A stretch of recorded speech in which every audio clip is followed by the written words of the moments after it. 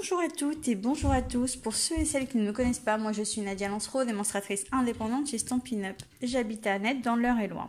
Donc aujourd'hui nous sommes sur la 3e journée du projet du calendrier de l'Avent qu'on a commencé. On a fait notre première pochette comme ça et la deuxième. Donc sur la première pochette, j'ai oublié de vous faire rajouter des petits morceaux de papier. Il m'en faudrait 6 qui font 6 morceaux de papier comme ça qui vont faire 4,7 par 6,2 et on va couper à 0,5 tout autour, ok? Donc 4,7 par 6,2 et on coupe à 0,5 tout autour.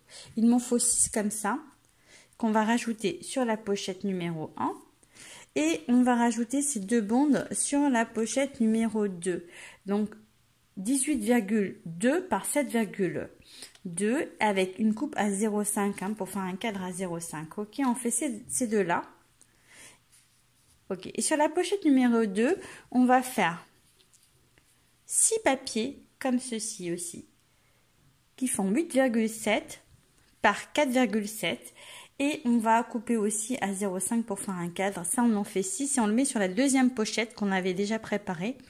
Et sur la deuxième pochette, on va rajouter aussi un morceau qui fait 6,7 par 8,7 avec une coupe à 0,5 toujours. Et là, on en fait 4 pour celui-ci. Une fois qu'on a fait ça, on va pouvoir prendre la pochette numéro 1 et on va prendre sur la pochette numéro 1 déjà alors, on avait le morceau qui fait ici, on en avait 6 qui font 4 par 18. Et on avait marqué les plis tout autour. Donc, je vais vous montrer, il va falloir le plier. Hop, et on va pouvoir le coller. Donc, on vient le plier comme ceci. Hop, on va préparer tous nos morceaux comme ça.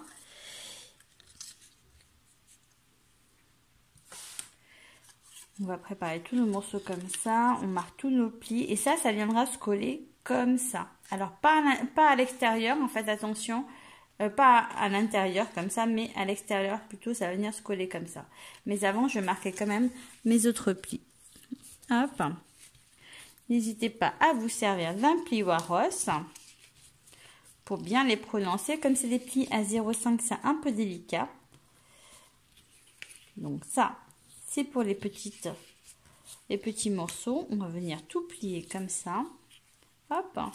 Et coller dans ce sens-là. Donc, je vais le faire et je vais vous montrer. Donc, on met la colle. On vient le coller et le maintenir un petit peu. Hop. Voilà. Il faut le maintenir comme ça afin qu'il soit collé. Hop. Une fois que c'est collé comme ceci, je vais prendre ma grande feuille, toujours de la pochette numéro 1. Voilà, j'en ai déjà préparé un pour vous montrer. Et je vais venir tourner. Donc, la belle coupe, elle est de ce côté. Et souvent, on retourne pour que ce soit à l'arrière. Et on va venir, l'idée, c'est de venir coller ça comme ça. Mais alors, attention, la difficulté, quand on vient le coller comme ça, je vais vous montrer ici, c'est de bien le coller afin qu'on ne voit pas de jour et que tout soit bien placé. D'accord ? Donc, je fais ça, je le colle. Alors, vous pouvez bien sûr travailler au double face si vous préférez. Et moi, j'ai choisi la colle. Hop, on va venir se positionner délicatement. Donc, avant d'appuyer pour former... voilà, je vais me retourner quand même pour voir si je suis bien positionnée. Parce que là, c'est un peu délicat à faire. Mais une fois qu'on a compris le truc, c'est très très bien.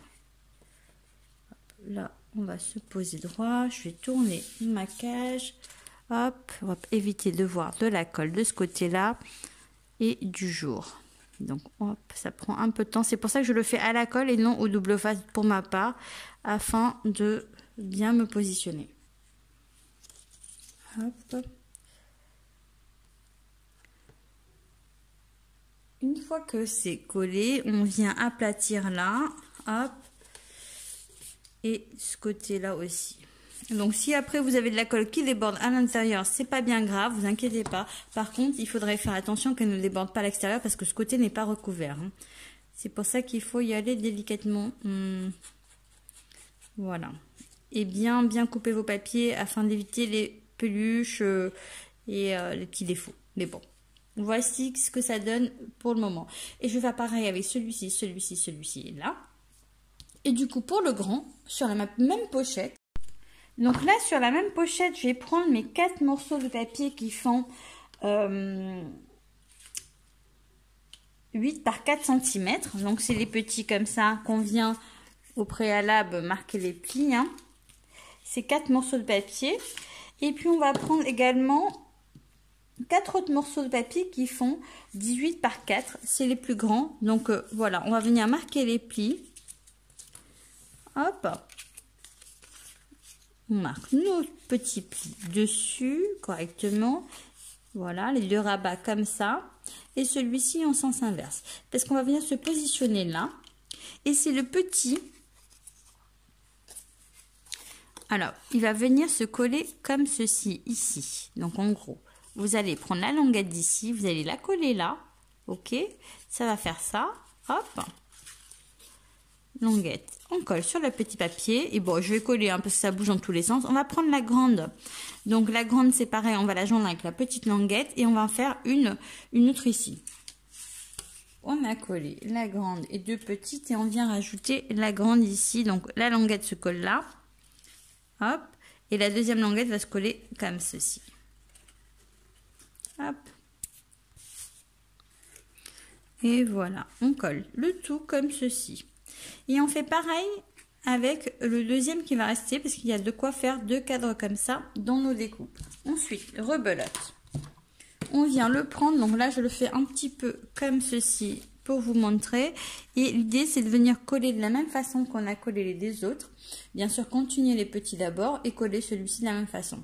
Et ensuite, venir rajouter ce petit morceau de papier ici pour bien maintenir. Parce que je trouve que c'est plus facile. Donc, j'ai fait un premier prototype. Je trouve que c'est plus facile de coller des morceaux de rectangle comme ça pour venir tout coller à plat sur la grande feuille par la suite, plutôt que de les coller comme ça directement sur la grande feuille par la suite. Vous allez comprendre quand je vais le refaire tout à l'heure. Donc, une fois que tout est collé, tous nos rectangles sont collés. À l'intérieur, on vérifie que tout va bien. Donc, voilà, c'est pas mal du tout. Et ici, je me retourne et je vais venir rajouter les 4 qu'on a fait tout à l'heure. C'est là où il vient intervenir. Ça va solidifier pour pouvoir par la suite coller à plat. Ça va être plus facile en fait que là, c'est pas trop stable. Et si j'avais fait le même rectangle ici, tout à coller ici, ça aurait été plus compliqué aussi. C'est pour ça que j'ai choisi de faire des petits rectangles hein, pour venir vraiment les coller un à un, que ça soit stable afin de travailler tout à l'heure facilement. Donc une fois qu'on a fini, on a collé tous nos petits rectangles ici qu'on avait prédécoupés. On va venir coller notre cadre à l'intérieur de celui-ci comme ça. On va prendre nos 4 bombes qui nous restent dans la pochette. Donc vous en avez 2 de 4 par 20 et 2 autres de 27 par 4.